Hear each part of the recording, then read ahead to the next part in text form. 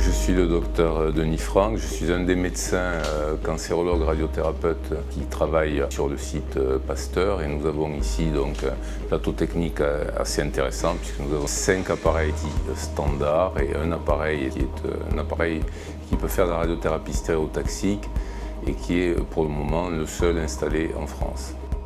La radiothérapie stéréotaxique a des objectifs bien particuliers qui sont de traiter soit des tumeurs non opérables, soit des tumeurs avec peu de localisation métastatique qu'on va pouvoir tout traiter par cette technique-là de manière à essayer d'éviter des traitements autres comme la chimiothérapie ou au moins de les retarder. Un exemple, une tumeur du poumon non opérable chez un patient va pouvoir être traitée par cette technique avec un minimum de dégâts sur le poumon sain entourant la lésion, ce qui est très intéressant effectivement en termes de possibilités thérapeutiques.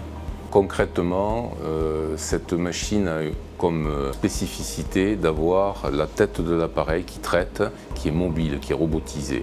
Et donc elle peut être servie à de l'imagerie, c'est-à-dire qu'elle va être guidée par l'imagerie au quotidien, à chaque séance, de manière à bien suivre la tumeur dans ses mouvements. Ce qui nous permet effectivement de faire un volume irradié le plus petit possible et de pouvoir monter les doses et donc diminuer les fractions. Donc, il y a une équipe à la clinique Pasteur de 27 manipulateurs. Nous avons 6 physiciens, 5 dosimétristes, un technicien et bien sûr toute l'équipe de secrétariat et toute l'équipe administrative. Donc on ne doit pas se contenter en radiothérapie d'afficher on a telle ou telle technologie. Il faut vraiment mettre les moyens humains en face pour que ça fonctionne de manière correcte. Je pense effectivement que le but de la radiothérapie moderne, c'est d'avoir le meilleur contrôle local tumoral avec le moins d'effets délétères sur les organes sains environnants.